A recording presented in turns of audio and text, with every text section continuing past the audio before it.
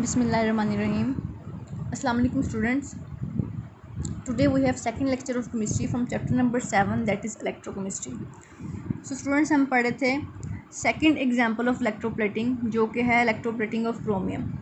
But हमने अपने previous lecture में electroplating of सिल्वर के बारे में पढ़ा था. इसके साथ साथ हमने इलेक्ट्रोप्लेटिंग के प्रिंसिपल को पढ़ा था. ठीक है बेटे, आज हमारे पास इलेक्ट्रोप्लेटिंग ऑफ क्रोमियम है जो कि थोड़ी सी डिफरेंट है इलेक्ट्रोप्लेटिंग ऑफ सिल्वर से, और प्रिंसिपल ऑफ इलेक्ट्रोप्लेटिंग से थोड़ा सा इसमें डिफरेंस आ रहा है. बेटे बेसिकली इसमें डिफरेंस ये है, इसके अंदर हमारे पास जो एनोड यूज़ हुआ है ना, वो सेम मेटल का यूज़ नहीं हुआ जिसकी हमने डिपोजिशन करवानी है. पहला डिफरेंस ये है. दूसरा डिफरेंस मैं आपको बता दूं कि इसके अंदर जो aqueous solution of electrolyte use हो रहा है ना, उसके साथ साथ हमने few drops of strong acid जो कि हमारा सल्फ्यूरिक एसिड होता है वो ऐड करने हैं. बेसिकली वो ऐड करने की भी एक रीज़न है. रीज़न ये है कि ताकि हमारा जो इलेक्ट्रोलाइट है हम यूज़ कर रहे हैं वो as a strong electrolyte work कर सके, वो हमें मोर आइंस दे सके. क्योंकि बेसिकली यहाँ पे जो आइंस प्रोड्यूस होने हैं ना, उन्हीं आइंस ने जाके कैथोड के ऊपर डिपॉजिट होना है. क्योंकि हमें यहाँ पे एनोड जो कि एंटीमोनियल लेड के तौर पे वर्क कर रहा है. एंटीमोनियल लेड एक अलॉय होता है, डिफरेंट मेटल्स का मिक्सचर होता है जो उन मेटल्स के ऊपर ट्रीट होता है जिनकी इलेक्ट्रोप्लेटिंग थोड़ी सी डिफ़िकल्ट होती है. ठीक हो गया. तो मैं आपको बता रही थी कि मोर आइंस प्रोड्यूस करने के लिए, यानी कि स्ट्रॉन्ग इलेक्ट्रोलाइट की वर्किंग के लिए हमने फ्यू ड्रॉप्स ऑफ एसिड इसमें ऐड करने हैं aqueous solution of chromium sulphate में, ताकि हमें ये मोर आइंस दे सके क्रोमियम के. क्योंकि ये क्रोमियम जाके कैथोड के ऊपर डिपॉजिट होगा, और deposition of chromium eight other metal is called electroplating of chromium. बेटे आपने यही पढ़ा था ना इलेक्ट्रोप्लेटिंग को, कि deposition of one metal over the other is called electroplating. जब हम पढ़ेंगे इलेक्ट्रोप्लेटिंग ऑफ क्रोमियम तो अल्टीमेटली बात ये होनी चाहिए ना, deposition of chromium over other metal is called electroplating of chromium. तो इसलिए चूँकि हमें एनोड के ऊपर क्रोमियम नहीं प्रेजेंट, जिसने एनोड के ऊपर एनोड जो है क्रोमियम का नहीं बना हुआ. बेसिकली जब हमारे पास एनोड होता था प्रीवियस हमारे प्रिंसिपल में, एनोड क्या होता था, जब हम बैटरी कनेक्ट करते थे जिस मेटल का एनोड बना होता था वो डिज़ोल्व हो जाता था आइंस में, और वो आइंस माइग्रेट करते थे कैथोड की तरफ. ठीक है. अब हमारे पास जो एनोड है वो एंटीमोनियल का बना हुआ है, वो क्रोमियम का बना हुआ नहीं है. तो दैट्स वाई क्रोमियम हमारे पास आ तो जाएगा, लेकिन हम उसको हासिल करेंगे इलेक्ट्रोलाइटिक सोल्यूशन से. ठीक है. तो हमें मोर इलेक्ट्रोलाइटिक सोल्यूशन, हमें स्ट्रॉन्ग इलेक्ट्रोलाइटिक सोल्यूशन चाहिए जो हमें मोर आइंस दे सकें, ताकि हम इन आइंस को यूज़ कर सकें as an electroplating agent over damage metal. ठीक हो गया, समझ आ गई आपको. बेसिकली ये डिफरेंस है. तो बेटे अब हम पढ़ते हैं इलेक्ट्रोप्लेटिंग ऑफ क्रोमियम को. कहते हैं object to be electroplating is dipped in aqueous solution of chromium sulphate. बेटे वही बात है ना कि जो ऑब्जेक्ट हमने इलेक्ट्रोप्लेट करना है ना, उसको हमने डिप कर देना है क्रोमियम सल्फेट के एक्वियस सोल्यूशन को.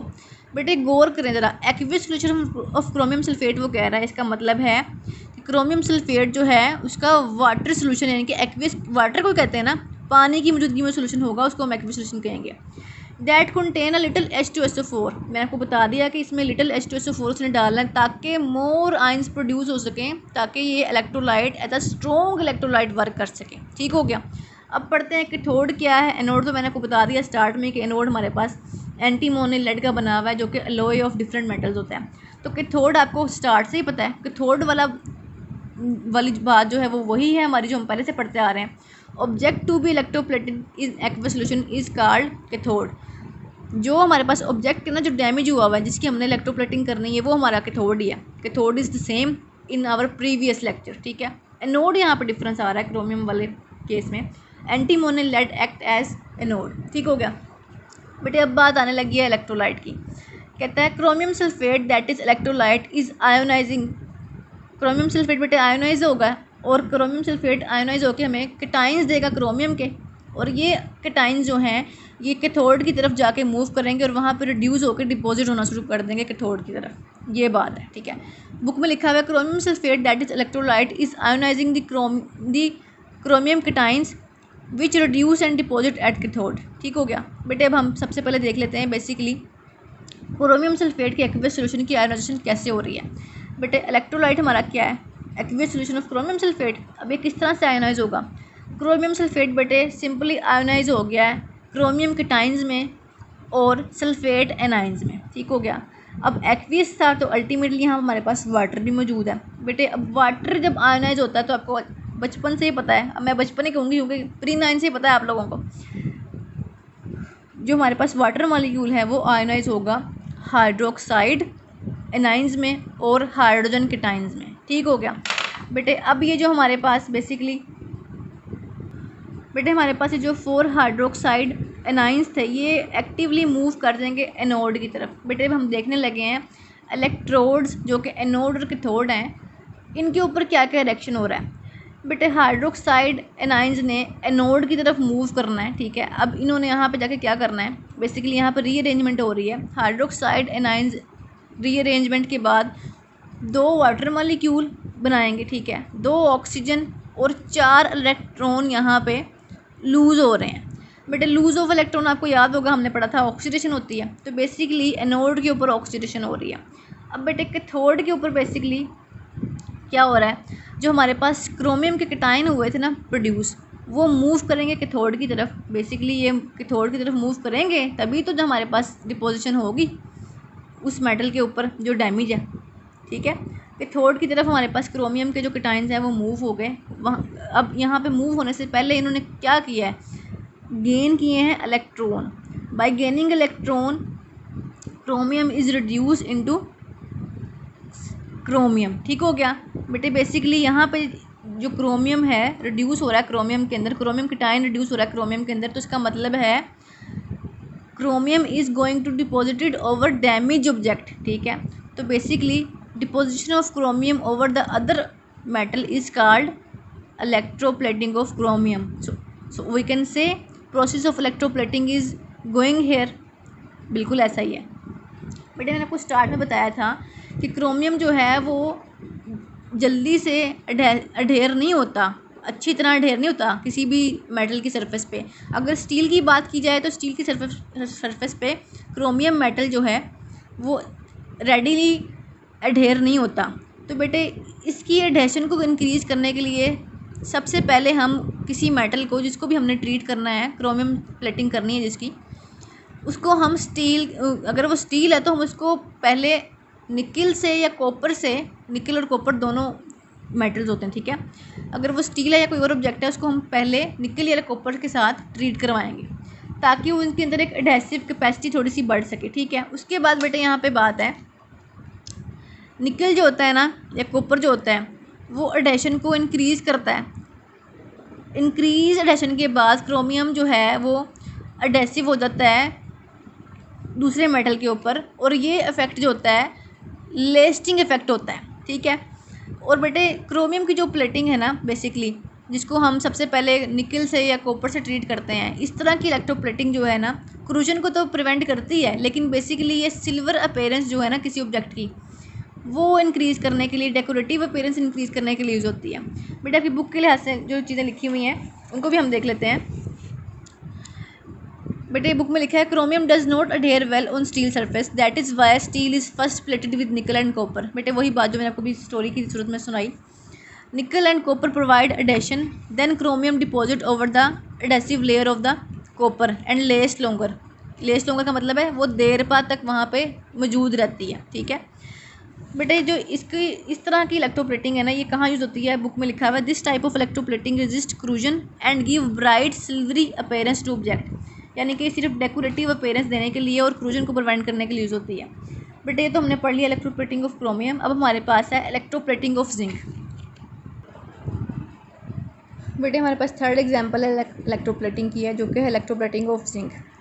बेटे इलेक्ट्रोप्लेटिंग ऑफ जिंक को मैं आपको बहुत आसानी से समझाने के लिए यहाँ पे एक फ्लो शीट डायग्राम बनाई है। बेसिकली ये सिर्फ और सिर्फ 4 स्टेप के ऊपर कंसिस्ट होती है। सबसे पहले बेटे जिस ऑब्जेक्ट को हमने इलेक्ट्रोप्लेट करना है ना, the object that is damage, उसको हम कहेंगे ऑब्जेक्ट मेटल, ठीक है। बेटे सबसे पहले हमने ऑब्जेक्ट को या मेटल को जिसको हमने डिपॉजिट, जिसकी हमने इलेक्ट्रोप्लेटिंग करवानी है, इसको हमने क्लीन कर लेना है। सबसे पहला स्टेप है cleaning. Cleaning by alkaline detergent.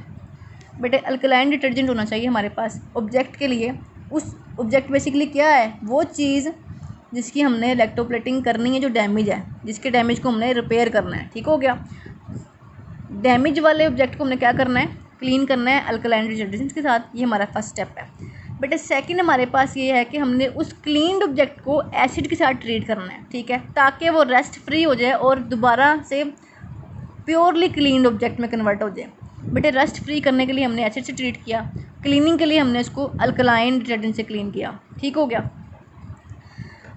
अब जी हमारे पास थर्ड स्टेप जो है, हमने इस रस्ट फ्री क्लीन्ड ऑब्जेक्ट को इमर्स कर देना है जिंक सल्फेट के सोल्यूशन में। बेटे जिंक सल्फेट का सोल्यूशन है, यानी कि जिंक सल्फेट बेसिकली हमारे पास इलेक्ट्रोलाइट के तौर पे वर्क कर रहा है। ठीक है, अब इस जिंक सल्फेट ने हमें जिंक के आयंस जो हैं वो प्रोवाइड करने हैं, और इन जिंक के आयंस ने कैथोड के ऊपर जाके डिपॉजिट होना है। रस्ट फ्री क्लीन्ड ऑब्जेक्ट को हमने इमर्स कर दिया जिंक सल्फेट में, जो कि केमिकल बाथ के थ्रू ट्रीट हुआ। ठीक है, अब जी ऑब्जेक्ट केमिकल बाथ में सस्पेंडेड है, हमने यहाँ पे बैटरी अप्लाई की है, यानी कि फोर्थ स्टेप हमारे पास क्या है, applying of battery. Third step बेटे इमर्शन इन जिंक सल्फेट है, यानी कि हमने इलेक्ट्रोलाइटिक सोल्यूशन के अंदर ऑब्जेक्ट को इमर्स कर दिया, डिप कर दिया।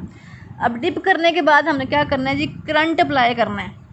करंट अप्लाई करने से बेटे क्या होगा, जो हमारे पास जिंक सल्फेट के अंदर मौजूद जिंक के केटाइंस हैं वो मूव कर देंगे कैथोड की तरफ। Deposition of zinc on target metal take place, electroplated of zinc is achieved, यानी कि हमारे पास जो ऑब्जेक्ट है वो इलेक्ट्रोप्लेटेड हो गया। सो ये मैंने एक डायग्राम बनाई थी, फ्लो शीट, ताकि आप इन स्टेप्स को अच्छी तरह अंडरस्टैंड कर सकें। इसको बनाने की ज़रूरत नहीं है, लिखना तो आपने वही जो आपकी बुक में लिखा हुआ है, लेकिन बेसिकली इस तरह से स्टेप वाइज चल रही है। पहले क्लीनिंग है अल्कलाइन डिटर्जेंट के साथ, दूसरे स्टेप पे हमारे पास एसिड ट्रीटेड है, ताकि एसिड ट्रीट क्यों करते हैं, ताकि उसको रस्ट फ्री कर सकें, उस ऑब्जेक्ट को मज़ीद वहाँ पे कोई रस्ट ना रहे। थर्ड हमने उसको इमर्स करना है, ठीक है, या डिप करना है। बेसिकली इमर्जन तो डिप वाले मीनिंग में भी आ जाती है ना। इमर्स करना है जिंक सल्फेट में, जिंक सल्फेट क्या है, इलेक्ट्रोलाइटिक सोल्यूशन में। तो थर्ड हमारे पास जो पॉइंट है वो ये है, हमने इसको इलेक्ट्रोलाइटिक सोल्यूशन के अंदर डिप करना है। अब डिप करने के बाद फोर्थ स्टेप है, हमने करंट अप्लाई करना है, यानी कि बैटरी कनेक्ट कर देनी है। ठीक है, बैटरी कनेक्ट करने के बाद जो हमारे पास जिंक सल्फेट यानी कि इलेक्ट्रोलाइट के आयंस थे, वो इलेक्ट्रोलाइट आयोनाइज हो जाएगा, जिंक के आयंस प्रोड्यूस करेगा, जिंक के आयंस कैथोड की तरफ मूव करेंगे, और जो ऑब्जेक्ट डैमेज है वो रिपेयर हो जाएगा, वहाँ पे इलेक्ट्रोप्लेटिंग हो जाएगी। ठीक हो गया। बड़े बुक में लिखा हुआ है, object is cleaned in alkaline detergent. ठीक है, रिमूव एनी डस्ट और surface scale treated with acid. ठीक है, थर्ड पे लिखा है, zinc is deposited on metal in a chemical bath that contains zinc sulphate as electrolyte. But electrolyte के तौर पे जिंक सल्फेट वर्क कर रहा है। फोर्थ और लास्ट स्टेप में है, current is applied that result in deposition of zinc on the target metal, i e. यानी कि फॉर एग्जांपल कैथोड। ये बेटे बुक की कहानी है, कोई मुश्किल नहीं, बड़ा आसान था। ठीक है, इसको बेटे आपने अच्छे से याद कर लेना है। मैं आपको बुक से बता दूँ हमने कितना पढ़ा है।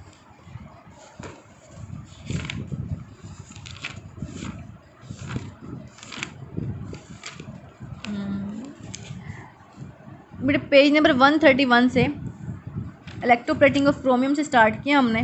ठीक है बेटे, पेज नंबर 132 पे इलेक्ट्रोप्लेटिंग ऑफ जिंक तक हमने आज कवर कर लिया है।